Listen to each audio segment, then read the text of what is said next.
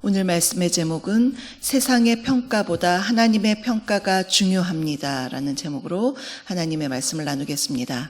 세상의 평가보다 하나님의 평가가 중요합니다. 지난주에 한 참혹한 사건이 온 국민을 놀라게 했습니다.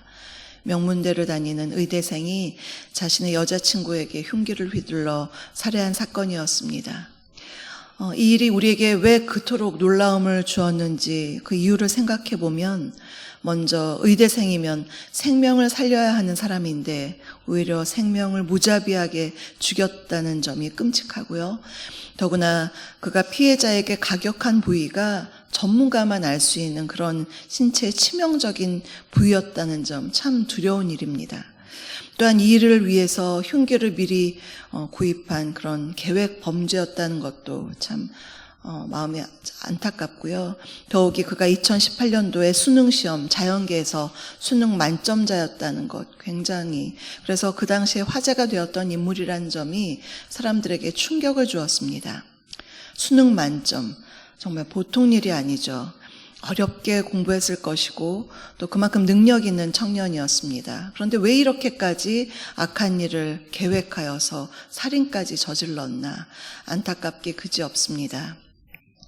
자신이 목표로 한 성적을 내기 위해서 무섭게 매진하여서 결국 그것을 성취해 본 사람이었기에, 혹시 그가 인간관계 속에서 자기 뜻대로 되지 않으면 좀처럼 수용하지 못하는 그런 사람은 아니었을까? 결국 살인이라는 극단적인 그러한 극단까지 치닫지는 않았을까? 참 여러 가지 생각을 우리에게 하게 합니다. 공부의 최정상에서 하루아침에 살인자라는 나락으로 떨어진 이 일을 통해서 잘못된 욕망으로 잘못된 악행을 저지른 이 어리석은 행동, 이것을 보면 얼마나 인간이 연약하고 한 치 앞을 못 보는가. 그 결과를 자신이 그대로 심판받아야 하는데 참 어떡하나. 그래서 이 땅의 청년들과 나라를 위해서 더 기도해야겠다. 그런 기도 제목으로 받게 되었습니다. 오늘 본문에도요, 이렇게 목표지향적이며 극단적인 인물이 나오는데요. 바로 시므리라는 사람입니다. 그는 이스라엘 왕 가운데 가장 짧은 기간인 단 7일간 왕이었던 사람입니다. 그가 왕이 된 과정을 보면요, 북이스라엘의 4대 왕이 엘라였는데요, 엘라가 2년간 나라를 통치하고 있었을 때에 시므리는 엘라의 신하였습니다. 그런데 군사를 동원한 쿠데타를 일으켜서 엘라를 죽이고 왕이 되었습니다. 그런데 엘라만 죽인 것이 아니라 열왕기상 16장 11절을 보시면요, 엘라의 아버지인 3대 왕 바하사의 집안 사람들, 그 중에 있는 남자들을 다 죽였습니다. 그의 친족이든지 친구든지 한 사람도 남기지 않았다라고 쓰여 있습니다. 자신의 목적을 위해서, 왕이 되겠다는 목적을 위해서 이렇게 무자비하게 사람들을 처단한 그러한 사람이 바로 시므리입니다. 이렇게 하나님을 두려워하지 않고 악한 행동을 서슴지 않는 북이스라엘의 왕들을 통해서 하나님께서 오늘 우리에게 주시는 교훈은 무엇일까요? 첫 번째로, 악인의 형통함은 물거품과 같습니다. 악인의 형통함은 물거품과 같습니다. 시므리가 엘라를 죽이고 정권을 잡았는데 그 통치 기간이 단지 7일이었습니다. 15절을 보시면요, 당시 북이스라엘 군대는 블레셋과 대치하느라고 전쟁터에서 진을 치고 있었습니다. 이렇게 나라가 어렵고 혼란한 틈을 타서 시므리가 모반하여서 정권을 잡았다는 소식이 이제 거기 있는 이스라엘 군대 사람들에게 귀에까지 들렸습니다. 그때 군대 지휘관이 바로 오므리라는 사람이었는데요, 그가 이스라엘 사람들의 왕으로 추대가 되면서 오므리가 군대를 이끌고 성읍을 에워싸면서 시므리를 압박했습니다. 여러모로 궁지에 몰린 시므리입니다. 18절을 보시면요, 그 성읍이 함락된 것을 보고 시므리가 왕궁 요새에 들어가서 왕궁에 불을 지르고 스스로 자결하고 맙니다. 그야말로 시므리의 7일 천하가 끝이 났습니다. 성경에 그의 죽음의 원인이 19절에 나와 있는데요, 19절을 제가 읽겠습니다. 이는 그가 여호와 보시기에 악을 행하여 범죄하였기 때문이니라. 그가 여로보암의 길로 행하며 그가 이스라엘에게 죄를 범하게 한 그 죄 중에 행하였더라. 네, 그의 죽음은요, 자신의 범죄 때문이라고 말씀하고 있습니다. 시므리가 엘라의 신하였는데 하극상을 한 것이죠. 신하로서 왕을 죽이고 그 집안 사람들을 죽인 그러한 악행이 원인이 되어서 결국 스스로 자결하는 데까지 이르게 된 것입니다. 여기서 하나님은 그에 대한 평가를 내리시기를 여로보암의 길로 그가 행했다라고 말씀합니다. 여로보암은 북이스라엘의 일대 왕이죠.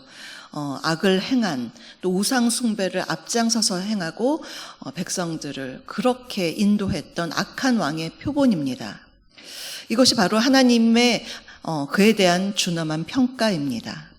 그가 성공적으로 정권을 잡았다고 좋아한 것은 단지 7일, 일주일밖에 되지 않았습니다. 그러나 얼마 안 되어 스스로 자결한 것을 보면 악인의 형통함은 이와 같이 물거품과 같구나, 그러한 생각을 하게 됩니다.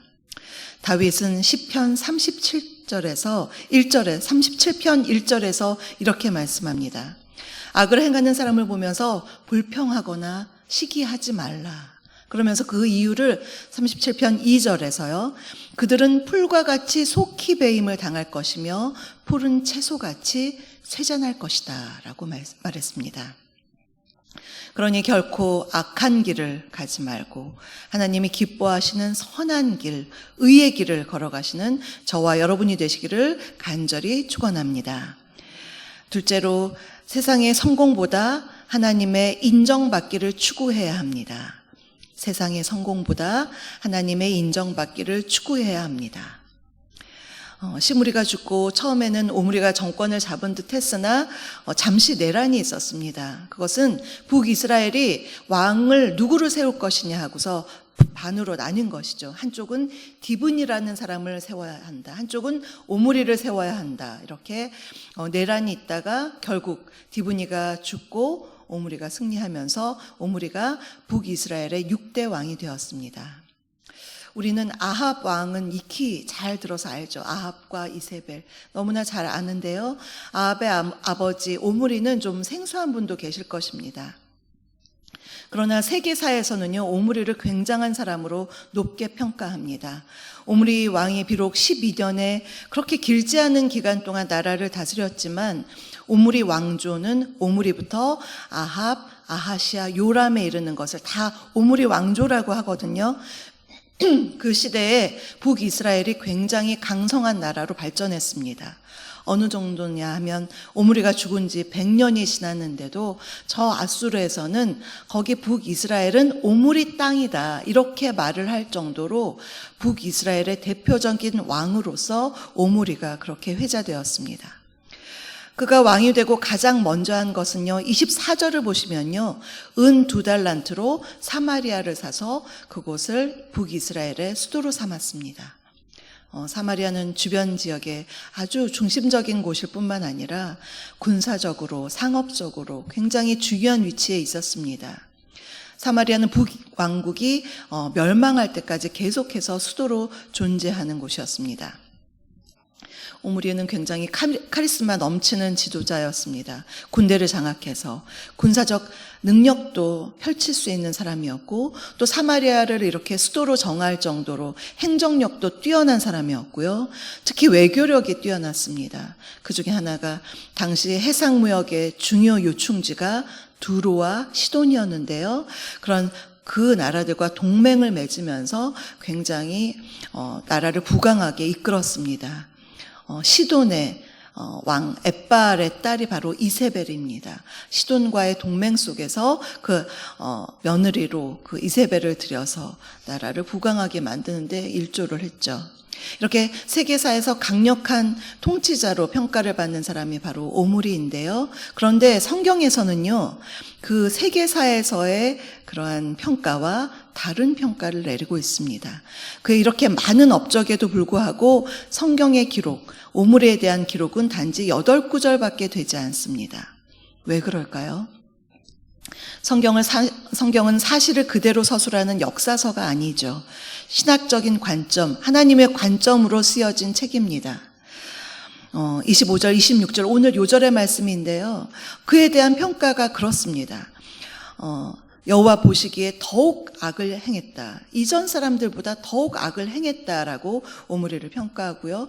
또한 그도 느밧의 아들 여로보암의 길로 행했다라고 했습니다. 한마디로 말하면 굉장히 악한 왕이었다. 하나님의 평가가 그렇습니다. 하나님은요, 그가 행한 악, 그가 저지른 그런 잘못에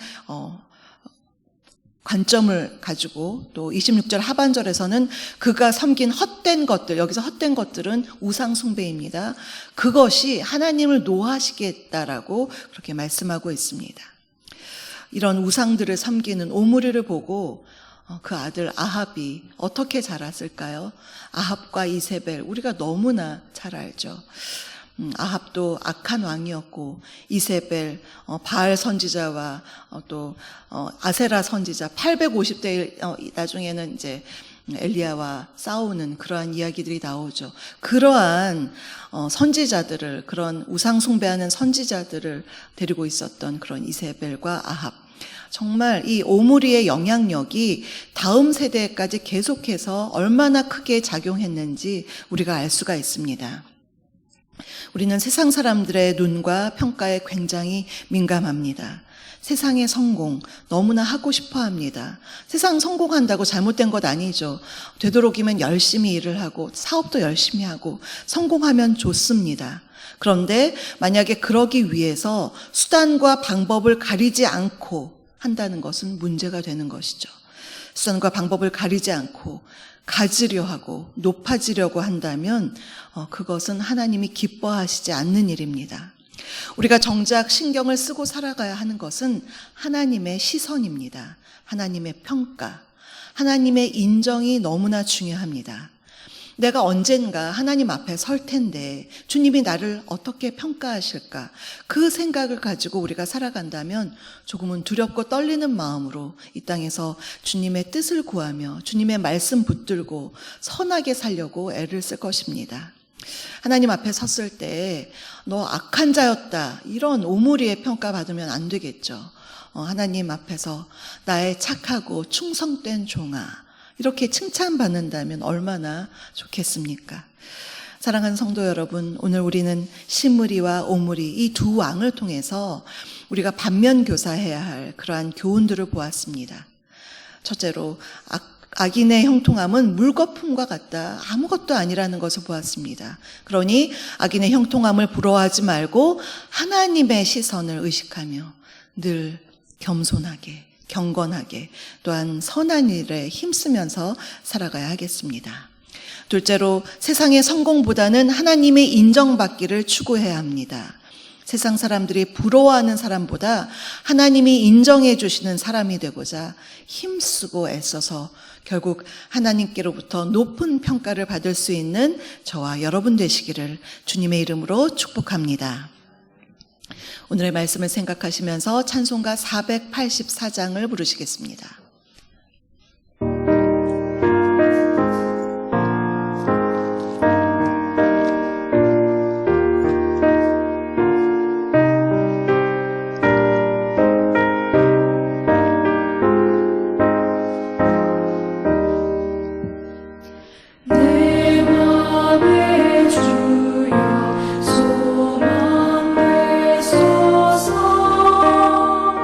주 없이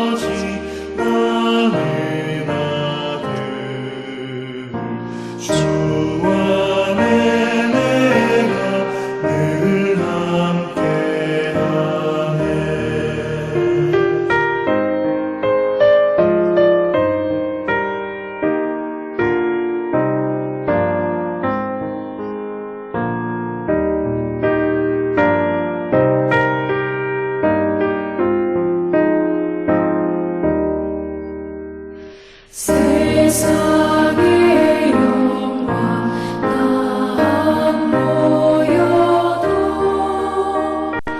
언제나 주님은 나의 기여 주님만 내 맘에 계시오니 영원한 주님 참 귀하셔라 영원한 주님 내 승리의 주 하늘의 기쁨을 주옵소서 어떠한 고난이 닥쳐와도 만유의 주여 소망 되소서